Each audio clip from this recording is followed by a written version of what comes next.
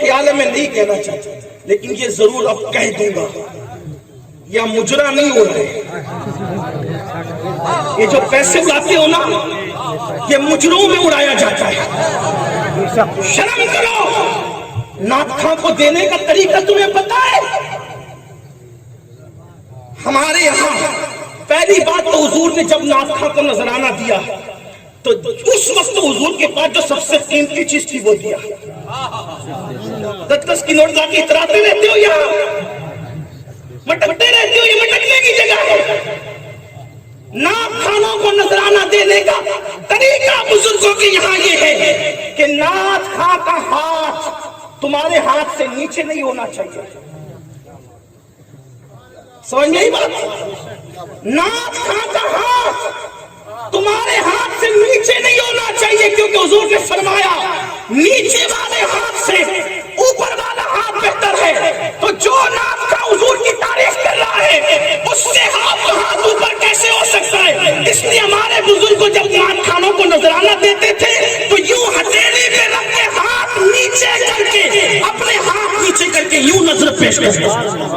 کیا تماشا بنا رکھا ہے؟ آپ مجرا کیا سمجھتے ہیں؟ یہ مجروں میں پیسے اڑائے جاتے ہیں۔ دینا ہے، سنت ہے نعت خانوں کو دینا، ادب سے لا کے یہ پھینک رہے ہیں، یہ پھینک رہے، کیا فیشن بنا رکھا ہے؟ محفل کے تقدس کا کسی کو خیال نہیں۔ میں نہیں کہنا چاہتا تھا، میں صبر کر کے بیٹھا تھا۔ میری عادت یہ ہے کہ میں دل کا بہت خیال کرتا ہوں۔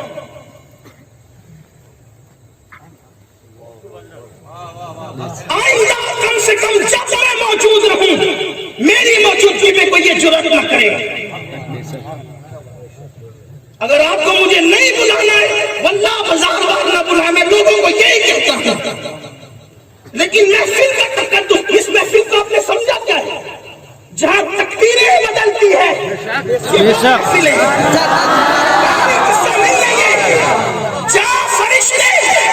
جہاں فرشتے ایک دوسرے کو بلا کر کہتے آؤ کامیابی کی طرف، آؤ فرشتے کہتے آؤ کامیابی کی طرف، آؤ فرشتے فرشتوں کو بلا کے کہتے آؤ کامیابی کی طرف، یہ وہ محفل ہے، یہ وہ محفل ہے جس میں آنے والا جنتی ہو جاتا ہے۔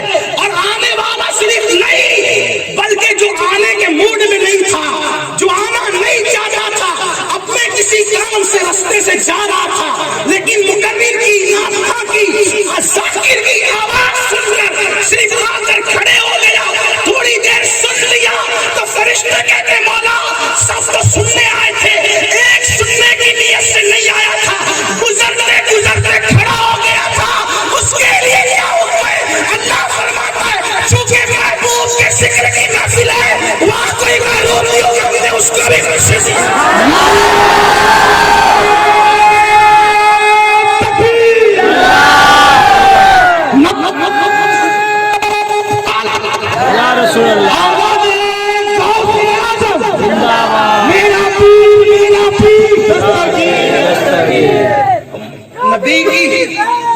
نبی کی محفل کو دھندا مت بناؤ، دھندے پانی مت کرو۔ اس میں جس کی نگاہوں سے خدا کی ذات نہ چھپی ہے اس کی نگاہوں سے دل کے جذبات کیا چھپ سکتے ہیں؟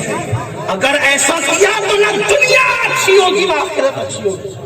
یہاں دھندا نہیں کرنا، یہاں دھندا نہیں بنانا، یہاں تو صرف ان کے لیے اور صرف ان کے لیے۔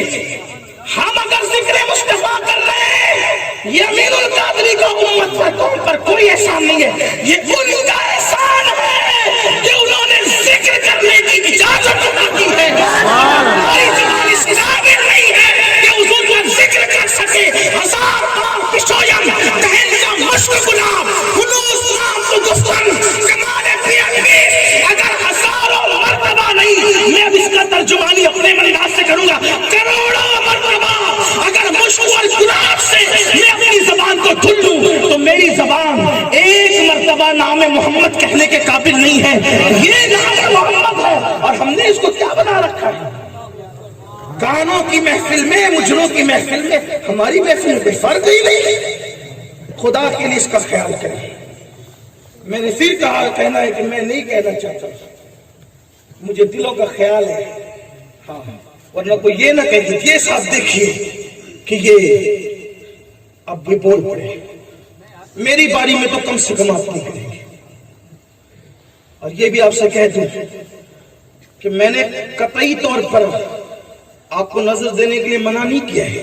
میں تو یہ کہہ رہا ہوں کہ حضور کی سنت ہے کہ جب حضور کسی نعت خواں کو، کسی مداح رسول کو جو چیز دیتے اس وقت تو سب سے بہتر جو ہوتی وہ دیتے. ایک بار نکال کے دے دو، کیا گھڑی گھڑی لا کر کے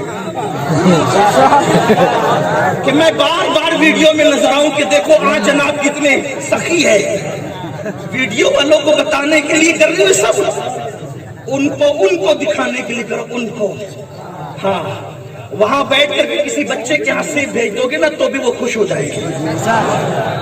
یہاں خودکتے مت آیا کرو، اس کا خیال کر لیا کرو. مجھے جلدی سے جو ہے وہ یہ سب چیزیں ہضم نہیں ہوتی، اس لیے مجھے بہت تکلیف ہوتی ہے. جب نعت شریف پڑھی جائے سب سراب آتا ہے. ہاں ذکر مصطفیٰ آتا ہے تو فرشتے سراب آدم بن جاتے ہیں. ان کی نعت کو سمجھا کیا ہے؟ اگر مجھ سے کوئی پوچھے کہ سب سے پہلا نعت خواں کون ہے مدحت کے باب میں، تو میں اپنے اللہ کا نام پیش کروں گا کہ وہ سب سے پہلی نعت بیان کروں گا. اس لیے کہ آغاز سے اخیر تک قرآن نعت مصطفیٰ محبوب کے بیان کا کیسا موقع. اور نعت کیا ہے جانتے ہو؟ نہیں سمجھا نعت. جب حضرت حسان بن ثابت نعت لکھ کے لاتے تھے تو حضور نیچے بیٹھتے تھے، نیچے حضور بیٹھتے، اور حسان بن ثابت کو اوپر منبر پہ کھڑا کرتے تھے، فرماتے تھے تم نعت پڑھو. بتایا اپنے نعت خان کو. شبیر بھائی نیچے بیٹھتے ہیں یا کوئی نعت خان نیچے بیٹھتا ہے، میں کرسی پہ بیٹھا ہوں تو میں نیچے نہیں بیٹھتے. نہیں ابھی تم نعت پڑھ رہے ہو، ابھی تم نے یا اوپر بیٹھو یا کھڑے رہو، اس لیے کہ ذکر مصطفیٰ سے بڑا تھا. ہم یہ غرور لے کر کبھی نہیں آتے کہ ہم سادات ہیں. ہم کچھ بھی ہیں حضور کی نالائن کے صدقے میں. حضور کا جو بھی منتا ہے وہ ہمارے سروں کا تاج ہے، اس لیے کہ وہ حضور کی مدد کر رہا ہے، ہم اسے نیچے بیٹھنے نہیں دیں گے. یہ ہونا چاہیے جذبات. لیکن یہ سب کہنے کی باتیں نہیں ہوتی. اور حضور علیہ السلام کی محفل بھی حضور کی محفل ہوتی ہے. حضور کی مدحت جس نے کی حضور نے کبھی اس کو محروم نہیں رکھا. حسان بن ثابت کے لیے دعا کہ حسان جب تک تو میری نعت پڑھتا رہے تیرا منہ سلامت رہے. 120 سال کے ہو گئے تھے حسان بن ثابت، دانت ایک نہیں ٹوٹا تھا، دانت کبھی نہیں ہلا، نوجوانوں کی طرح چہرہ دکھتا تھا. لوگ کہتے تھے پورے وجود پر بڑھاپے کا اثر لگتا ہے، چہرے پہ کیوں نہیں لگتا؟ کا حضور کی دعا کا اثر ہے. فرمایا کہ جب تک تو میری نعت پڑھتا رہے گا تیرا منہ سلامت رہے گا.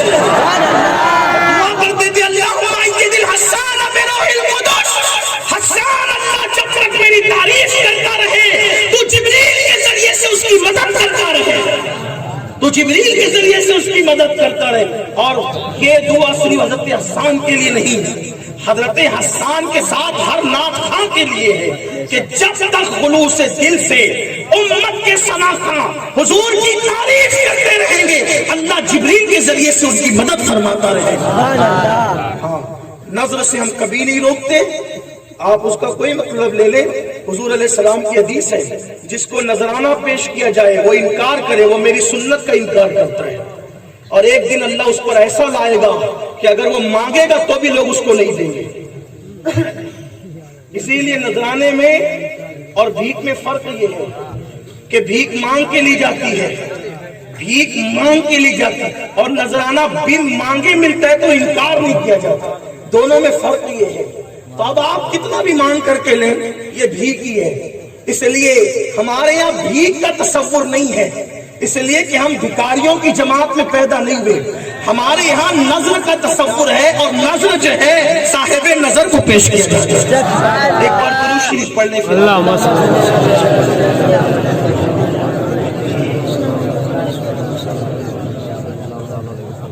آواز سے درود شریف پڑھنے. اللہ رب محمد صلی اللہ علیہ وسلم